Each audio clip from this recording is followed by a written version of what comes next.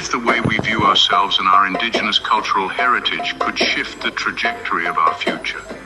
This notion isn't as far-fetched as it may seem in a modern world of social democracy, political choices.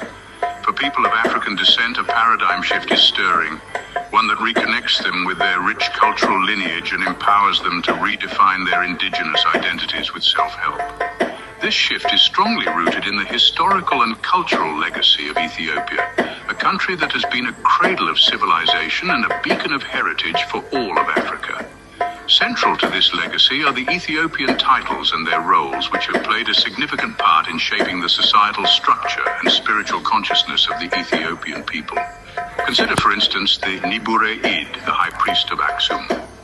This title, which translates to the laying on of hands, signifies the holder's role in ordaining and anointing others with spiritual recognition. The Nibure-Id, therefore, is not just a title, but a responsibility, a call to guide and uplift others in their spiritual journey. Then there are the hereditary Ethiopian titles like Leul Ras, the equivalent of a royal duke, and Ras, akin to a duke.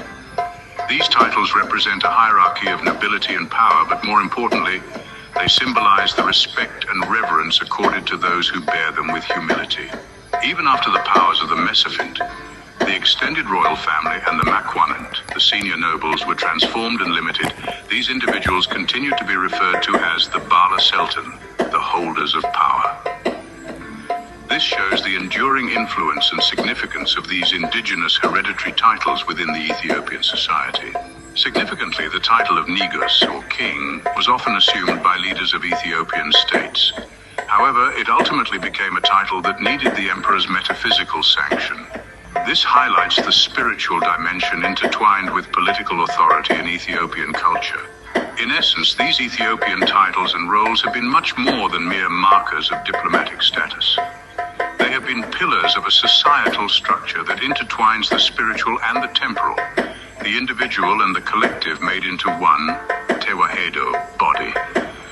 They have articulated a worldview that values divine Ethiopian wisdom, respects sovereign ecclesiastical authority, and cherishes spirituality. The paradigm shift we see today among people of African descent can be seen as a reconnection with this worldview. It's a collective shift in consciousness that rekindles the spirit of the Nibure-Id, the divine Ethiopian wisdom of the Leul Ras, and the divine authority of the Negus. It's a shift that reclaims the rich cultural heritage of Ethiopia and redefines the collective consciousness of people of African descent in a modern-day utopia, debt-free UN.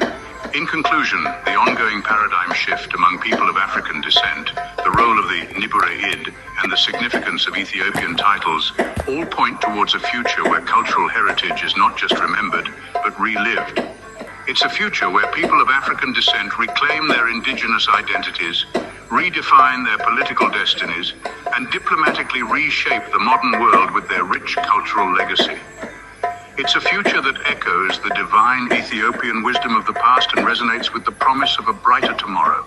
Give thanks for watching, and if you need more information or wish to participate with a human rights contribution, then please feel free to contact us at kingdomofdeburzit2020@gmail.com in human rights solidarity. Blessings.